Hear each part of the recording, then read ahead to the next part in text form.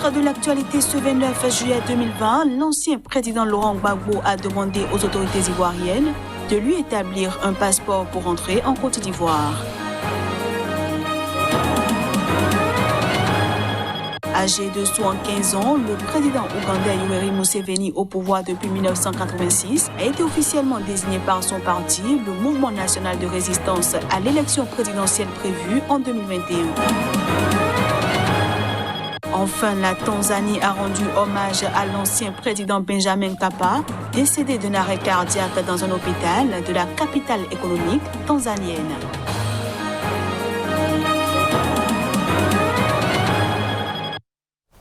Voilà ainsi présenté l'ossature de cette édition. À toutes et à tous, bienvenue.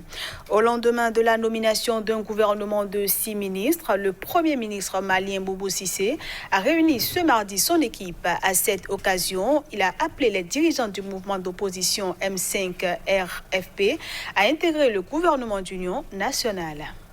Afin de contribuer à résoudre la crise sociopolitique qui ébranle le Mali depuis juin, le Premier ministre Boubou Cissé a lancé ce mardi un appel aux dirigeants du mouvement d'opposition M5 RFP pour qu'ils intègrent un gouvernement d'union nationale où ils sont attendus et même fortement désirés. Il a lancé cet appel après la première réunion de son gouvernement restreint mis en place ce lundi soir. Et je voudrais en profiter pour lancer un appel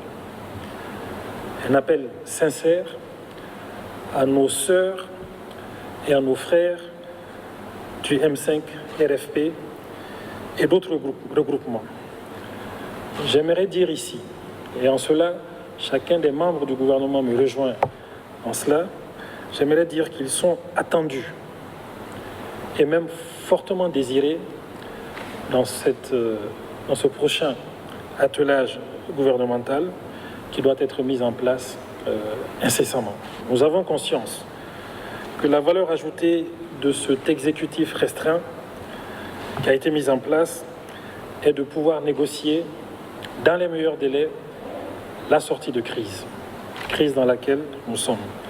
Non seulement de régler cette situation de crise-là dans les meilleurs délais, mais d'aller très rapidement également vers la mise en place d'un gouvernement d'union nationale. Après cette réunion avec les membres de son équipe, Boubou Cissé s'est rendu chez l'influent imam Mahmoud Diko, à qui il a demandé de s'impliquer pour que le mouvement d'opposition M5 RFP rejoigne un gouvernement d'union nationale.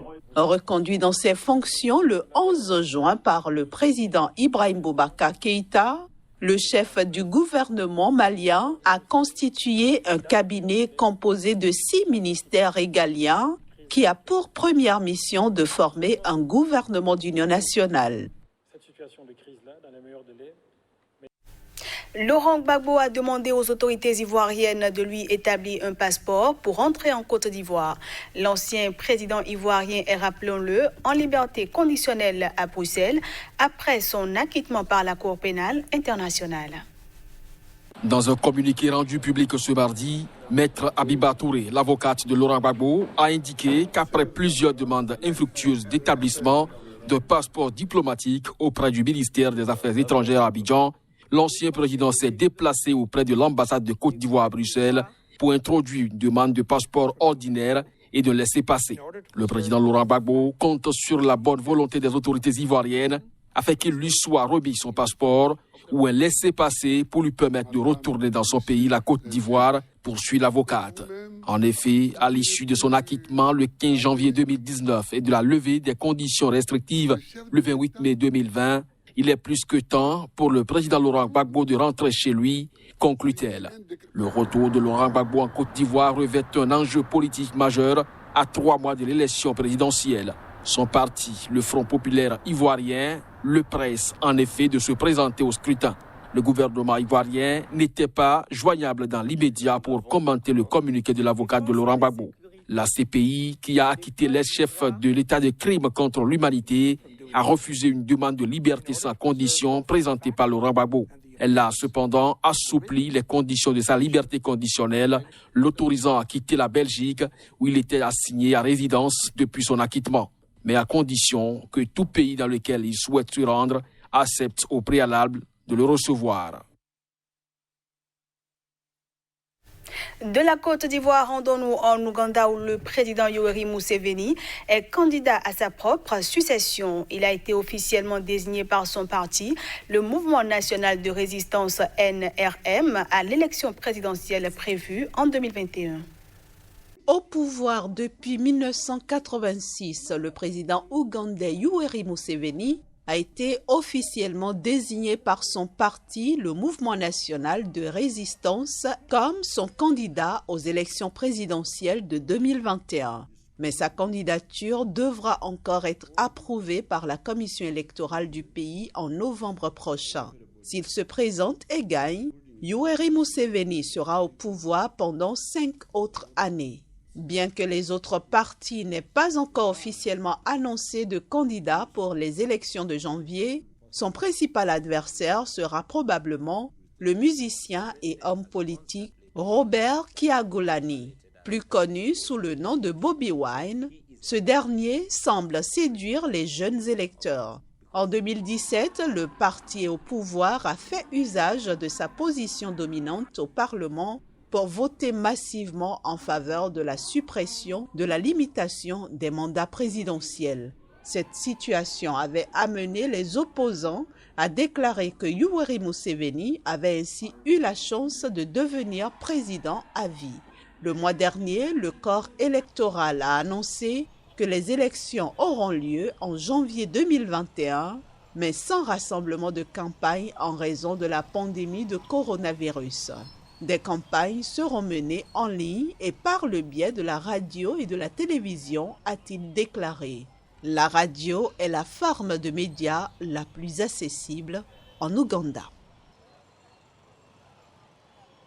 Une cérémonie funéraire est organisée au stade national de Dar es Salaam pour rendre hommage à Benjamin Mkapa, ancien président de la Tanzanie, décédé d'un arrêt cardiaque dans un hôpital de la capitale économique tanzanienne.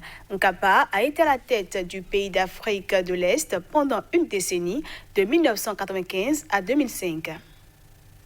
Taifa letu lilipatwa na pigo kubwa la kuondokewa. Nous sommes profondément attristés par la mort de l'ancien président Benjamin William Mkapa. Son décès est une grande perte non seulement pour sa famille, mais aussi pour d'autres pays d'Afrique de l'Est, la région des Grands Lacs et l'Afrique tout entière.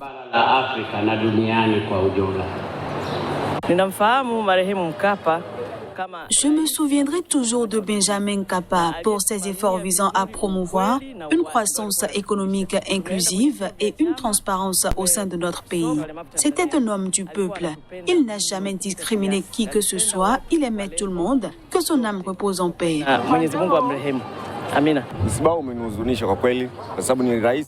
C'est une grande perte pour beaucoup d'entre nous, car Mkapa était un grand leader et il a beaucoup fait pour cette nation, notamment en construisant des infrastructures. Sa mort a donc choqué la plupart des Tanzaniens. Nous n'étions même pas conscients qu'il était malade. Nous l'avons vu il y a quelques jours à Dodoma avec son collègue, l'ancien président, et il semblait en bonne santé lorsqu'il est rentré à Dar es Salaam, mais il est décédé subitement.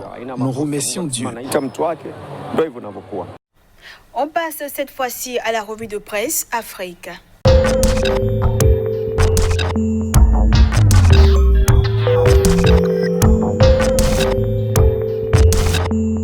Bonjour à tous et bienvenue à cette nouvelle revue de presse Afrique que nous démarrons par quelques nouvelles du Cameroun. L'œil du Sahel nous écrit Cameroun RCA, le visage du poste de police à la frontière.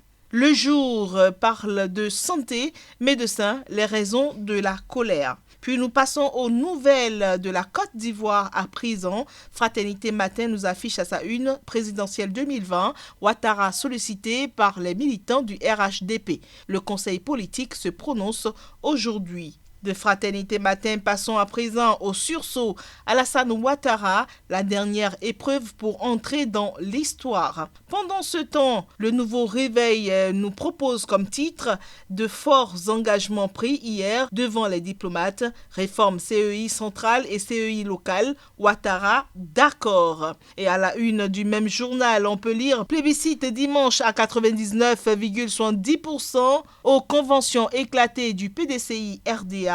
Voici pourquoi Bédié fait si peur au RHDP. Du côté du Sénégal, Vox Populi nous propose comme titre « Incidence de la levée des restrictions, les cas de corona en hausse de 30%. » Toujours dans le même sillage, Tribune nous écrit « Covid-19 avant, pendant et après la Tabaski, virage de tous les dangers ». Source A à présent, entretien avec Annette Seck-Ndiaye, directrice de la pharmacie nationale d'approvisionnement, vérités amères. Le quotidien nous affiche perturbation du système judiciaire, une année blanche. Place à l'AS qui a à sa une la maison de la presse baptisée en son nom, Babacar Touré immortalisé. Pendant ce temps, Rioumi Sport nous parle de Kalidou Koulibaly. Messi et moi, c'est un duel dont je rêvais.